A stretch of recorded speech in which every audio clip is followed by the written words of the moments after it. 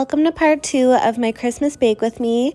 In today's video, I'm going to share a few of my favorite recipes that I like to make around the holidays, starting off with my Christmas crack recipe, and then we have cream cheese filled red velvet cookies, whipped shortbread cookies, and then decorated pistachio sugar cookies. So I will list the recipes in the description box, and we're just starting out with my Christmas crack. Really easy. All you need is pretzels, any kind of nut. I like cashews, and then golden graham cereal. As you can see, Walter already tore into one of the bags of cereal. He has a sweet tooth and he's really curious, so he's always getting into stuff, but I love this recipe. It's super easy and it's so addicting. Like the sweet, the salty, you just can't stop eating it once you start. It's a really great gift idea too, because you can make a huge batch of it and then get a bunch of like decorative bags from the dollar store, fill them up, give it out to friends and family. And I'm not gonna lie, I don't have exact measurements. I'm gonna try my best, but I usually just kind of eyeball it and try to have equal parts of cereal, cashews, and pretzels, and then just make sure it's thoroughly coated in the melted white chocolate. And don't worry, that little piece of yellow wrapper that you're seeing right now, I did take it out.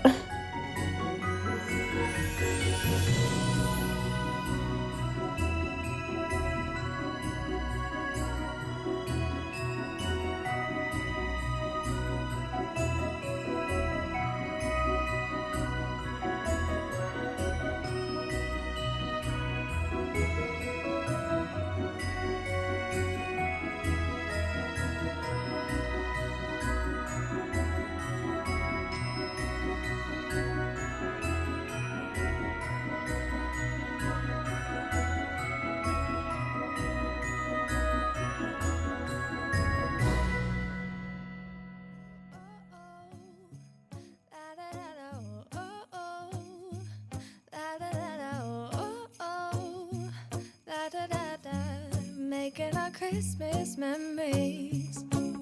I've been working so much lately, I can barely find the time to sleep. Yeah, I spend my time running around, keeping people pleased. But this is my favorite holiday. It's a chance to start over new, 'cause I missed you, so I'm letting go of everything but you. These are the good times with you. Baby, this year it's just gonna be you and me. Hang by the fire and chill. Isn't this how it's supposed to be? Making our Christmas memories. Oh, and I've been longing to hold you close. Forget about everyone else. Isn't this how it's supposed to be? Next up are the whipped shortbread cookies. These are pillowy soft, they just dissolve in your mouth, and they're not too sweet. I really like them. This is the first year I used this recipe, but it was really easy and a nice switch up from all the roll-out cutout cookies that I made this year. These ones did not take much time at all. So first I'm starting out with whipping the butter, vanilla, and icing sugar, and you really want to whip it for like 2, 3, 4 minutes until it's really light and fluffy.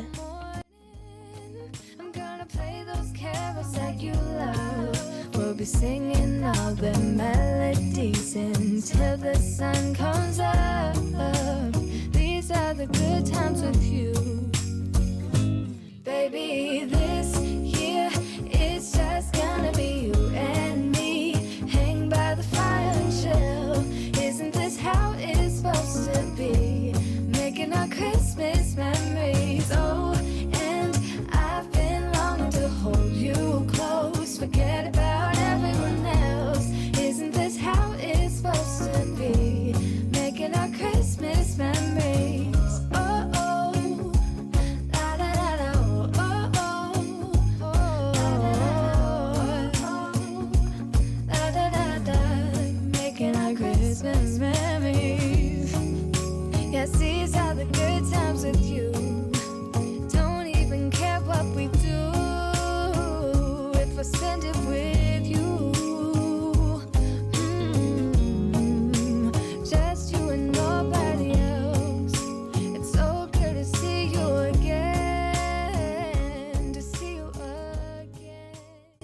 Once you've added in your dry ingredients, you just want to mix it until it's just incorporated. You really don't want to over mix it because that could make more of a tough cookie, not as light and delicate as these ones turned out.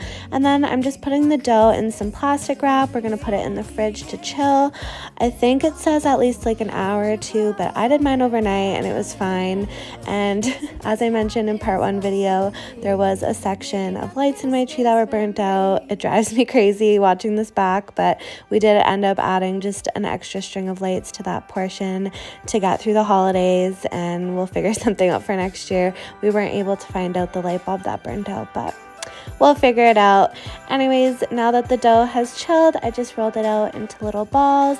This parchment paper is so cute with the little snowflakes. I just found it at Dollarama, and even they have just regular like white parchment, and they even have circular cutouts for like cake pans, and it's super handy. I like the pre-cut parchments way better than using my own. It just looks neat, and the little snowflakes make me really happy. And where I live, it is very, very cold. It's full-on winter, so luckily when I need my baking to chill, oftentimes I just put it out on my front porch, and it takes no time at all.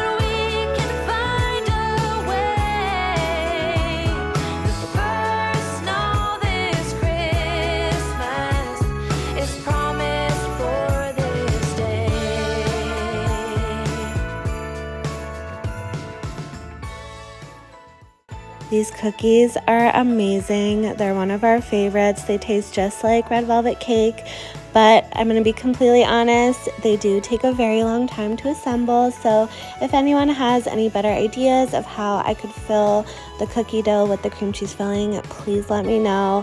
It is worth it, but one thing I will mention is you want to try and use as little cookie dough as possible because these cookies spread a lot. So even if you use a little bit, regardless what you do, they will spread. It says that in the recipe, but you do want to try and use as little dough as possible. But it is really worth it. And another thing I'm just going to note is throughout this video, you might see that my temperatures on the oven are slightly lower than the ones in the recipes. That's because I always use convection bake, and I just find it is a little bit hotter than regular baking. So whenever I use convection, I always do like 5-10 degrees less than what the recipe calls for.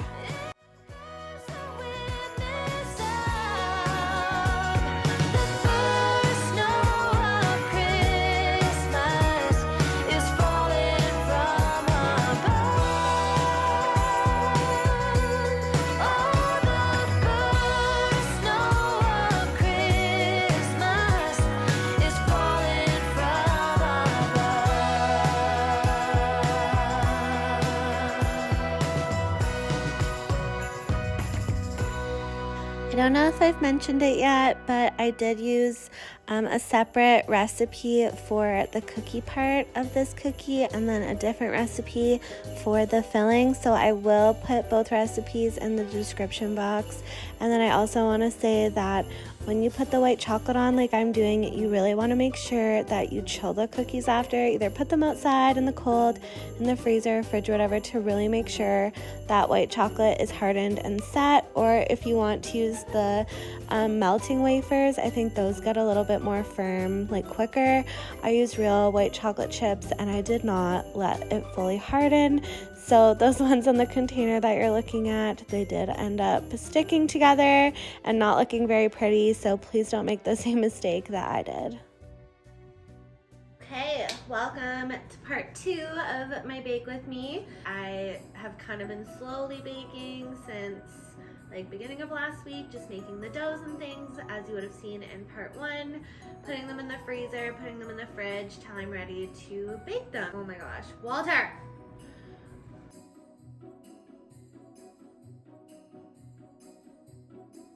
I need a new tripod because I keep having to set it up on like stools and things, and then Walter knocks it down. I thought it would be kind of fun to make the pistachio sugar cookies together. Yeah. Ooh. So it looks like it's a pretty basic recipe. We're starting out with a cup of sugar and a cup of butter, and we're gonna beat that for a few minutes till it's all fluffy. Doing one batch, so there is a hole in this. From Walter. I don't know about you, but my cat, this is like the weirdest thing. I've never met a cat that loves human food so much. Like, he gets into every bag of flour. Speak of the devil. Anyways, he gets into every bag of flour, 1 cup of sugar, every bag of sugar, icing sugar, brown sugar. He even got into our cereal. He'll eat the cereal. And like pretzels, he ate the pretzels, like nuts, anything. He loves oatmeal too, like instant oatmeal that comes in the little packages. Excuse me. Now we're putting in a cup of butter, and I always like to have my butter at room temperature so that it's just nice and easy to whip up. Like, actually this is my YouTube channel, Cooking with Walter. Okay, now we're just gonna, like I said, beat it for like 2 to 3 minutes. You want it to get nice and smooth and like fluffy.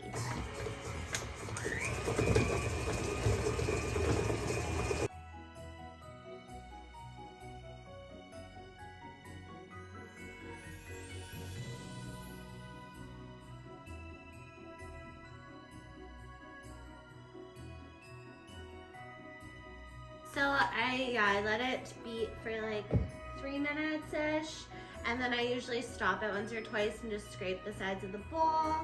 And yeah, whenever I'm doing like cookies or anything like with butter and sugar, I always really like to let it go for a few minutes and get really like fluffy and smooth, and I just feel like it helps create a more like moist, melt in your mouth texture after it bakes. So just scraping down the bowl again.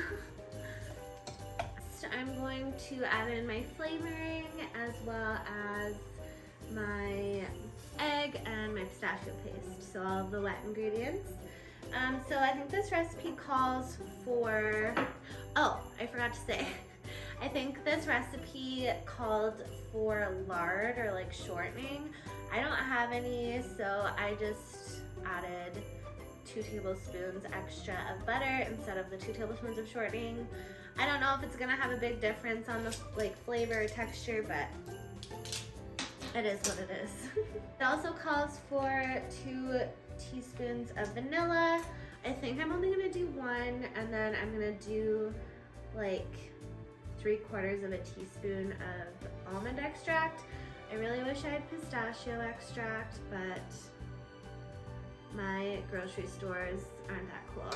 Using almond, I find it's kind of similar. It'll give it like a similar, kind of bring out the pistachio-y, nutty flavor. I'm just gonna do 1/2 teaspoon because I find almond extract is quite strong. And if you add too much, it just tastes really artificial, and I don't like that. This is a cup, so that pistachio paste that we made, it is a full cup. And I'm just gonna add it all.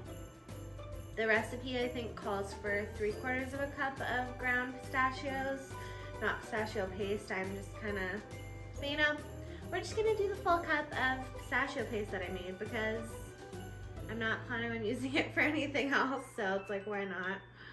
So it looks, the color is kind of gross, but we're gonna use green food coloring to make it pretty. I'm just gonna let this beat quickly and like get nice and incorporated, and then I'll add in the egg. And it's just 1 egg, so.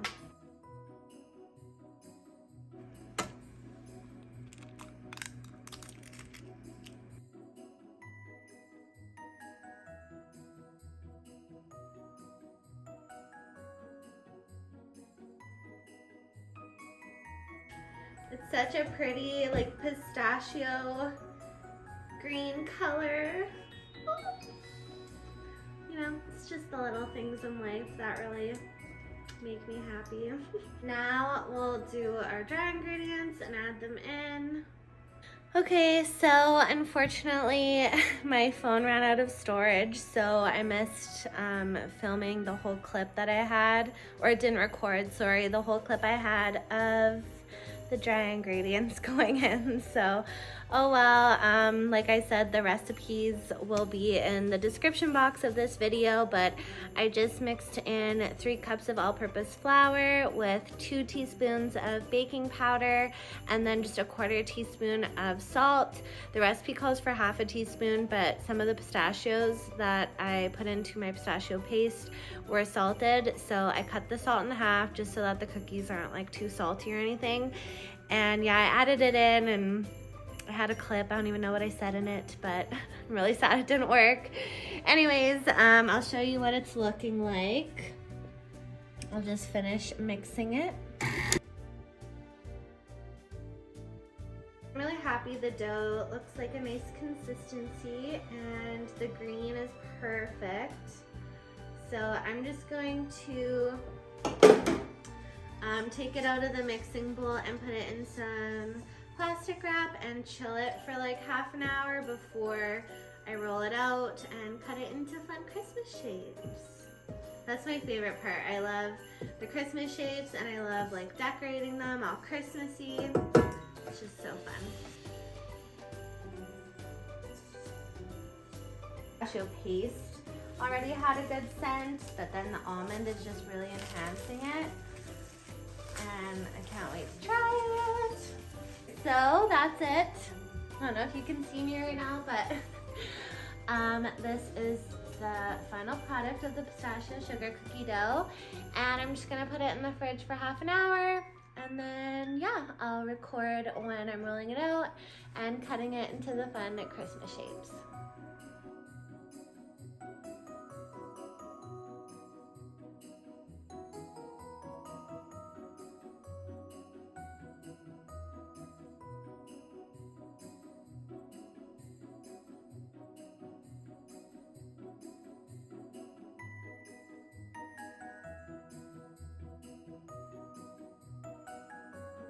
My friend made a comment about the cookie dough being the color of the Grinch, and I just couldn't get that out of my head, so I used some parchment paper and I just drew a cutout of the Grinch to use as a cookie cutter. So you can see I just stick the parchment paper on the cookie dough and I'm just using a sharp knife to trace it out.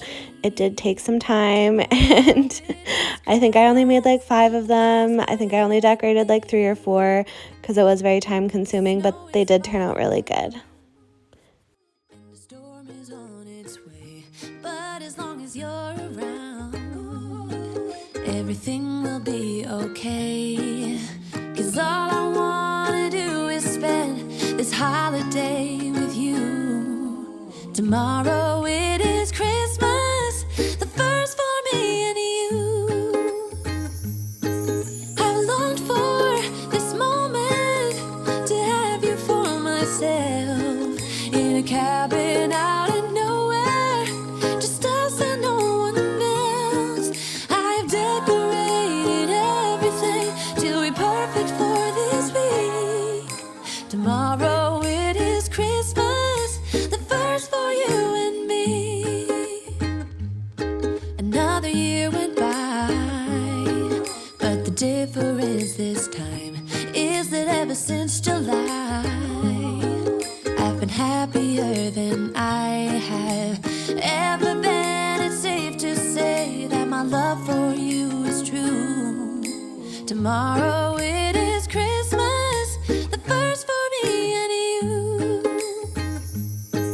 I've longed for this moment to have you for myself in a cabin out in nowhere, just us and no one else. I've decorated everything to be perfect for this week. Tomorrow it is Christmas, the first for you and me.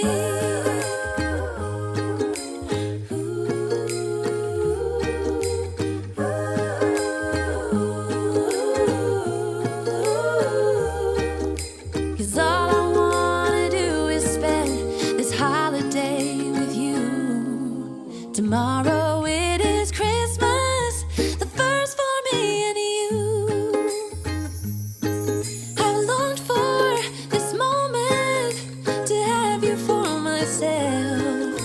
a cabin out of nowhere, just us and no one else. I've decorated everything till we're perfect for this week. Tomorrow it is Christmas, the first for you and me.